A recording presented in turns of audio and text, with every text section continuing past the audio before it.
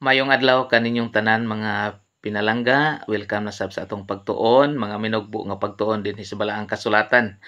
Gani ang ato karon nga suheto giulohan tani. Wala nay na hebelin. So dinhi atong hatagan og pagtagad. Dunay gisulti ang alagad sa Ginoo nga si propeta Jeremias. Sa Jeremias kapitulo 4 magsugod ta dinhi sa bersikulo 23 ato kining lantawon. Dunay tagna ni Jeremias mahitungod sa kaulahiyang mga adlaw nga kini mahitabo og gani sa pagkaron wala pa kini siya mahitabo palabuton pa kini.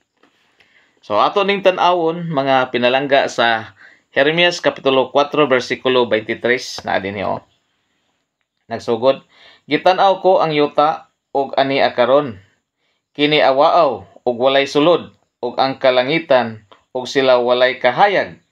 Gitan-aw ko ang kabukiran ug ani karon sila minglinog ug ang tanang kabungturan mingirog ngadto ug nganhi. Gitan-aw ko ug ani karon walay tawo ug ang tanang mga kalanggaman sa kalangitan nangalagiw. Gitan-aw ko ug ani karon ang mabungahon nga uma nahimong kamingawan ug ang tanang mga syudad didto nangalumpag sa presensya ni Jehova ug sa atubangan sa iyang mabangis nga kasuko. Ato bang napamatian mga pinalangga?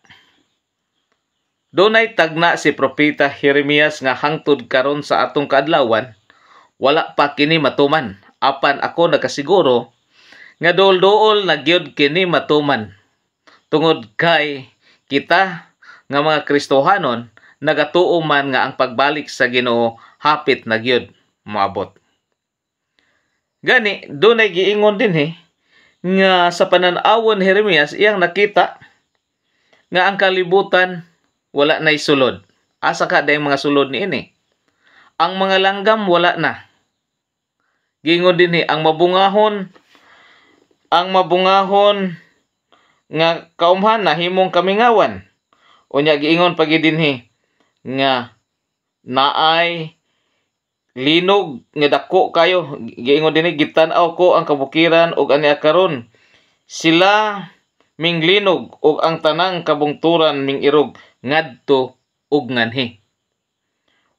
Kana nga mga punto mga pinalangga ato na ba nang nasaksihan karon nga ang linog karon tibuok kabungturan o tanang kabungturan nahitabo nga nangairog? Wala pa. Posible na ay mga bungtod lang karon nga nangatimpag, partly lang sa bungtod, pero wala pa ta maka-eksperyensya nga ang tibuok kabukiran tanang kabungturan mahimong moirog. O wala pa pud ta naka-eksperyensya nga kanang giingon nga ang mga tao usab nangawala o kanang tanang mga gambalay nangatumpag o ang mga tao wala na. Inyo nang na-experience wala pa no? Pero musugotag sa dili duna di ay tagna ang balaang kasulatan nga gipadayag sa Dios ngadto siyang mga propeta nga moabot ang panahon kining bukid nga imong nakita kini mairog, mawala. Ang mga kalanggaman mangawala, ang tanang mga tao mangawala ug unsa pa gyud naay dakong linog. So kung atong lantawon unsay hinungdan ngano ang tanang tao o wala nay mga tao? Kana siya mga pinalangga. Praktikal kaayo tungod kay ang tanang bukid nangairog, posible ang tanang mga tao nga daw tanang amatay ni anang panahon na. Ngano man? Naglinog yun. So atong lantawon karon kanus aman kini mahitabo.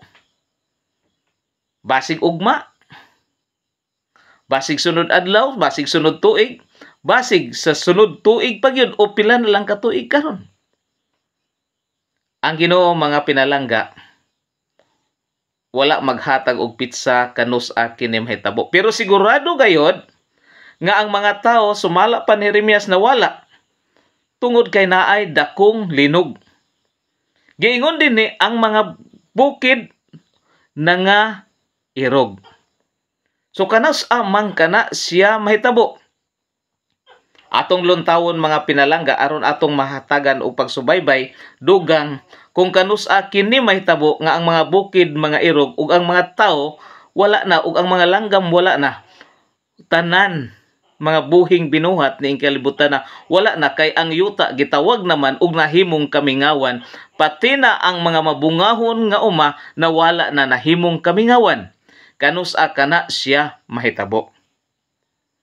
Para nga di kita masubrahan sa kahadlok, basig mayunta mahitabo na basig mahitabo ni ugma, basig mahitabo ni sunod adlaw, sunod bulan o sunod tuig o di na gikan karon mga 3 na lang ka tuig mahitabo na kana kanay nga wala nay tawo. Atong lantawon mga pinalangga aron mag-anam og kasayon ang atong pagtuon, kanus-a kana siya mahitabo. Dinhi sa Pinadayag kapitulo 16 magsugod tag 18 mga pinalangga. Na dinhi aron kadtong bukid na irog unsa ang nahitabo. Nairog ang bukid tungod kay sa dakong linog. So wa pa na mahitabo karon na. Nakaobserbar lang tag 6 point kapin, 7 point kapin, naiuban 8 kapin magnitude. Pero kini ang mga bukid na nga irog atong lantawon giunsa usab paghulagway ni propeta Juan sa Pinadayag kapitulo 16 murag bersikulo 18 magsugod man siguro ni atong lantawon. Matud pa niya dinhi. Na dinhi Og 17 magsugod. Og ang ikapitong manlulunda miabo sa iyang panaksan ngadto sa kahanginan og diha sa templo gikan sa trono dihiming gula nga usa ka dakong tingog nga nag-ingon natapos na ang tanan, og midason ang mga pangidlap sa kilat og ang makusog nga mga kagahob og ang mga paglipak sa dalugdog og ang usa ka dakong linog nga wala pay ingon sukad may tao nga nagpuyo sa yuta, hilabihan gayud kadako ang maong linog og ang tanang kapuluan nga hanaw og wala nay mga bukid nga makita. Di ba nangahadlok ta karog linog? Di ba nangahadlok ta karon nga basi kitang tanan mga wala nining kalibutan na? Tinuod ka na mga pinalangga nga wala nay tawo ni ana. Ngano man atong lantawon. Tungod kay ang linog gitawag dinhi nga hilabihan kakusog nga sukad masukad wala pagyod ma-eksperyensyahi sa mga tawo. Pirti kakusog nga linog o giingon dinhi wala nay mga pulo. Sa atong pakadtong pag-irog sa mga pulo nangawala to nga patag. Posible ang ubang pulo miabot ngadto sa dagat. Diba atong nakita mga pinalangga? Kanus-a kini siya mahitabo. Sa bersikulo 17 akong gibasa nga sa panahon kini nga ibubo na sa Ginoo ang katapusang 7 kahampak, particular sa ikapito kahampak o kanang gitawag ikapitong kastigo sa Ginoo ni anang panahona ang tanang pulo mahanaw. Og kana nga linog wala pa nato ma-experience matud pas kasulatan sukad masukad wala pa ni mahitabo. Naay pangidlap, naay dalugdog, dili sayon nga panghitabo kini siya mga kiigsunan og ni anang panahona matuman ang Jeremias kapitulo 4 bersikulo 23 ngadto padulong sa unahan nga wala nay langgam ni anang mga panahona. Wala na yung mga tao ni anang panahona nga nagpuyo.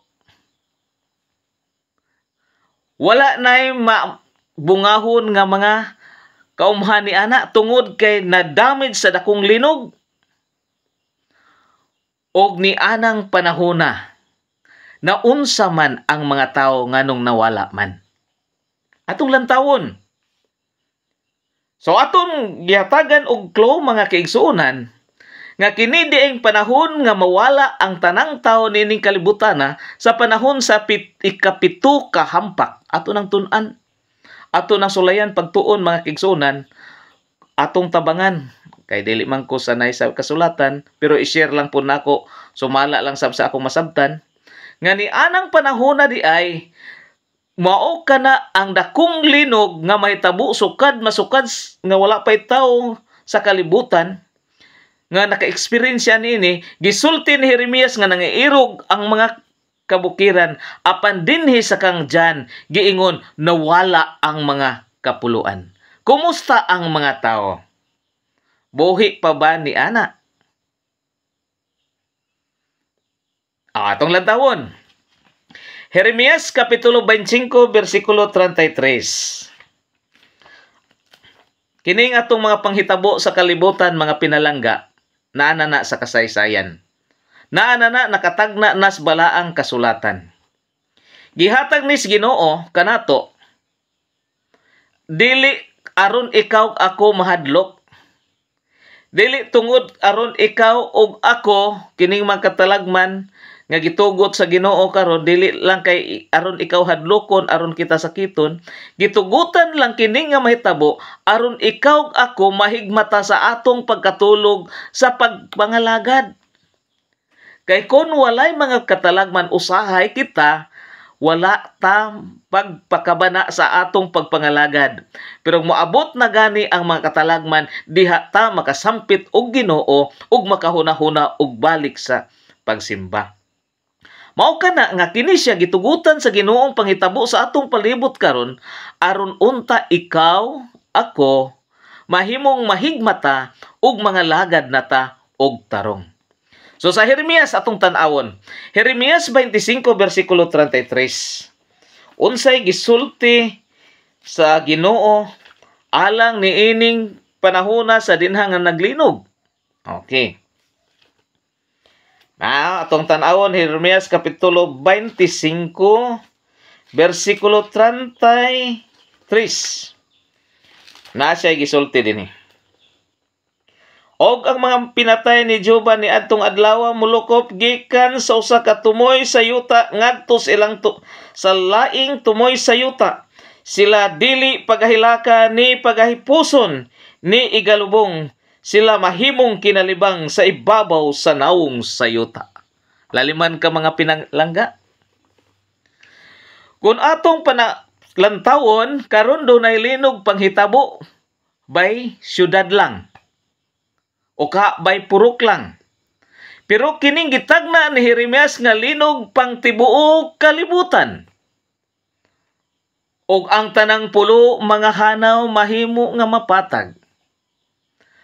Ang tanang mabungahon nga bukid o mawala, ang kalanggaman mga wala, o giingon din ang pinatay ni Joba gikan sa laing tumoy, ngadto sa laing tumoy, sila di na igalubong o di na paghilakan. Siyempre nga naman, kinsa may muhilak, nga tanan sila nangamatay man. Kinsa may mulubong nga silang tanan nangamatay man. Karon, naay mamatay sa linog, naapay mulubong, naapay muhilak, kay daghan man ang nahabilin kaysa nangamatay. Apa ni anang panahona sa ibugbo na di ay ang kapungot sa Ginoo kanang ikapituk kahampak mga pinalangga. Kastigo na sa Ginoo kanang gitawag hampak. Ang tanang pinatay niya, gikan sa pikas tumoy, ngadto sa laing tumoy, di na hilakan ni ilubong kay ang tanan nangamatay. Ang pangutana karon, kinsa man ang tanan nga nangamatay? Ang Biblia ragay mutubag ana mga pinalangga aron mahimo nga mahigmatata niining atong kapanahonan nga panghitabo sa ato karong palibot. So kinsa man ni anang panahon na kanang giingon tanan nga nangamatay nga mga tawo nga gipatay ni Joba, meaning ang Dios mismo ang hinpatay. So unsa kini nga klase sa tao nga iyang gipamatay nga gitawag tanan? O dinhi mga pinalangga atong lantawon ang pinadayag kapitulo 6 bersikulo 14 hangtod sa 17. Pinadayag 6 bersikulo 14 hangtod sa 17 nagkanayon dinhi.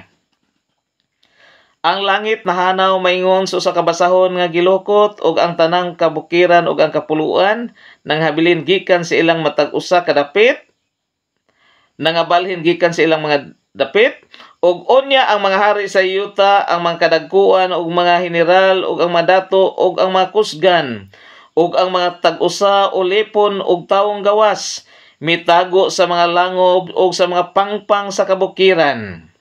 Og na nagingon ngadto sa kabukiran, og kapangpangan, tumpagi kami, og tabuni kami, gikan sa naong sa naglingkod sa trono, gikan sa kapungot sa kordero, kay nahiabot na ang dakong adlaw siyang kapungot og kinsabay arang makabangbang niini. Mga pinalangga, wala ba kita medyo nahikurat niini nga teksto? Wala ba kita karon medyo nahigmata niini nga teksto? Nga moabot daing panahon ka ng katapusang 7 ka hampak, katapusang ika-7 ka hampak nga munay gitawag silot sa mga dautan. So kadtong giingon ni Jeremias nga nangamatay daw samas kinalibang, dili pagatabunan, dili paghilakan, mga tao di ay nga dautan nga walay pagpakabana samtang abli pa ang kaluwasan. Unsay nahitabo? Ni ana di ay katapusang 7 hampak mubalik na usab ang Ginoo kay matud pa ni ining panahona. Pag-anhi sa Ginoo nakita sa mga dautan, mitago sila sa lungib. Og miingon sila, pangpang tumpagi kami, kay dili kami makaharong ni anang dakong Diyos nga sa adlaw sa iyang pagpanimalos. Meaning mga pinalangga, kung atong lantawon, kanang katapusang 7 ka hampak sa dili nasab madugay, o ni anang panahon na nagkasikit ra di ng panahon nga mubalik na usab ang Ginoo.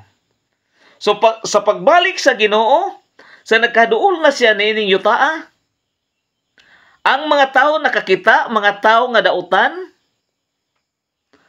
nahimo nga nanago sa mga pangpang, o sa ilang pagtago ngadto sa pangpang, nagpatumpag sila. Ato na yan na ako ano? So muni nga ni ining panahon na ang tanan giingon mga tawo nga nangamatay, mauni ang mga tawo nga dautan nga panahon karon sa adlaw sa kaluwasan way pagpakabana. Sa pagsimba walay pagpakabana. Sa pagpangalagad walay pagpakabana, nganuman nalingaw sa kalipayan ni ining kalibutan. Kumusta man kadtong mga tawo nga layo sa pangpang, nga wala matumpagi, nga mga dautan, unsa man pud ang ilang dangatan, kay giingon nga matay man sila. Sa 2 Tesalonica kapitulo 2 bersikulo 8 na din gisulti mga pinalangga. Mga tao nga mga dautan nga sa pagbalik sa Ginoo nga wala katago sa pangpang, kay ang hintago gingon dito general sa kasundaluhan, mga kapitan sa kasundaluhan, mga dato, mga mayaman, mga pobre, apil dito, bisag unsa ang sari sa mga tao, madato man, mayaman, mga dagko man og katungdanan, pero wa mga lagad sa Ginoong tinud-anay, mutago sila sa pangpang, magpatumpag. Pero kadtong wala kaadtos pangpang, wa kat patumpag. Unsa man ang mahitabo ni anang panahon na sa pagbalik sa Ginoo. Nasa 2 Tesalonica mga pinalangga, kapitulo 2 bersikulo 8, naigisulti dinhi ang alagad sa Ginoo. 2 bersikulo 8 nagkanayon dinhi, og unya ugaling ang masupilon inigpadayag na og pagapatyon kini sa Ginoong Hesus, pinaagi sa ginhawa siyang baba, og pagalaglagon pinaagi sa pagpadayag sa iyang pag-abot. So kini siya mga punto mga kigsuonan. Daghan ang masupilon, dili lang nakaisa. Ang tao masupilon, napoy gitunong nga kinsan gina ang pinakamasupilon sa tanan, ulos mga masupilon. Pero ang tanang masupilon, mo ni ang punto dinhi, inig-abot sa Ginoo kadtong dili matumpagan, patyon siya pinaagi sa ginhawa sa Ginoo. Laliman ka na. So muna nga wa na maghilak, kay nganuman, ni anang panahona ang mga dautan nangamatay man. Sumaabot gidi ay ang panahon nga wa nay taon ining kalibutan. Kumusta ang mga buotan? Kadtong matarong, kadtong nagkinabuhi sa uyon sa kabubuton sa Ginoo unsa man pod ang nahitabo. Atong tan-awon ang Isaias 25 versikulo 9. Atong lantawon mga kigsunan ha, mga pinalangga. Isaias kapitulo 25 versikulo 9. Samtang mamati mo ani mga pinalangga, iampo pug ko ninyo. Nga mahimong mapanalangin kini nga mensahe sa inyo ha. Isaias kapitulo 25 versikulo 9, unsa man pod di ay ang mahitabo sa mga matarong kay ang atong gisgutan tanang mga dautan mao man to ang nangamatay. So ang mga matarong unsa man pod ang mahitabo kanila. 25 versikulo 9 nagingon, og pagaingnon ni adtong adlaw niya karon, kini maong akon Dios, kita magahulat kaniya og siya magaluwas kanato. Kita kini mao si Jehova, kita na naghulat kaniya, mga lipay kita og managmaya diha sa iyang kaluwasan. Sa mga tao di ay nga mga nagpaabot sa Ginoong matinud-anon, nagpahilayo sa kadautan, pagbalik sa Ginoo, muingon sila, ani ana ang Diyos nga atong gipaabot sa dugay ng panahon, mga lipay or managlipay kita. Ang mga dautan mitago sa lungib, nagpatumpag. Pero ang mga matarong misinggit ani ana ang Diyos nga atong gipaabot sa dugay panahon, managlipay kita. Giunsa man ang pagpadayag sa Ginoo, kung ni aras kalibutan, nganong giingon man wala na may tao? Di ba kay giingon si Jeremias, wala na may tao, pero nganong napa may tao? Unsay mahitabo ni anang pag-ingon managlipay kita. So unsa man ang buhaton sa Ginoo ni ining mga matarong nga nagpaabot nga nangalipay sa pagbalik sa Ginoo, kontrary sa mga taong dautan nga mitago sa lungib. Una Tesalonica, katapusan na siguro ng teksto mga pinalangga nga atong basahon. Una Tesalonica, kapitulo 4, 16 og 17. Unsay giingon sa balaang kasulatan. Ingon din niyo, kayang Ginoo gayon maong manaog gikan sa langit, inubanan sa singgit sa pagsugo og sa tawag sa punuan sa mga malunda, og sa tingog sa trumpeta sa Dios, og unya ang nangamatay diha kang Kristo mo bangon pag-una sa og unya ang mga nangamatay diha kang Kristo mo una sa pagpamangon, og kita nga mga buhi pa mga habilin pagasakgawon ngadto sa mga panganod uban kanila sa pagsugat sa Ginoo diha sa kahanginan, og sa ingon niini kita na nagpakig-uban na sa Ginoo sa tanang panahon. Tanawa mga pinalangga. Mao di na nga wala nay tawo ni ining kalibutan na nganuman. Ang mga matarong nga nagpaabot sa Ginoo misinggit nga niya ang Ginoo nga atong gipaabot. Unsay giingon ni Pablo, ang alagad sa Ginoo, nakita niya ang Dios nagkanaog gikan sa langit, inubanan sa dakong singgit sa punuan sa trumpeta, og ang Dios nagasakay diha sa panganod, og ang nahitabo ang mga nangamatay diha kang Kristo, meaning kadtong mga nagkinabuhi diha kang Kristo nangabanhaw pag-una. Og niadtong mga buhi nga wala maapil sa hampak kay mga nagkinabuhi uyon sa kabubuton sa Ginoo, gisakgaw sa panganod og matod pa kung asa si Kristo atua usab sila. So meaning ni anang panahon ng mga pinaglalangga, ang mga matarong kuhaon sa Ginoo niining kalibutana sa panahon mahitabo ang katapusang silot nga ikapitong hampak, mo anhina ang Ginoo niining kalibutana, ang mga dautan mutago pung tumpagan sa pangpang, ang uban di matumpagan pinagis ginhawa pagapatyon, og ang mga matarong pagasakgawon sa panganod dalhon sa Ginoo kung asa siya tua usab sila or tua usab kita. So ninintak na sa kagabion mga pinalangga, akong giampo nga kini nga mensahe mahimo untang makapaghigmata kanato nga kini karong mga panghitabo sa ato sa palibot nato Kini naghatag unta kanato og paghigmata sa atong nahikatulog nga pagpangalagad nga unta magbag-o na kita sa atong kinabuhi. Pangusgan nato ang atong paglaom. Hugta nato ang atong pagtuo. Nganuman kaysa dili na madugay, mobalik na ang Ginoo. Busa nining taknaa, ako nagahandom nga unta kini nga mensahe mahimong panalangin sa matag usa kanato. Dalaygon ang Dios og daghang salamat sa inyong pagpamati.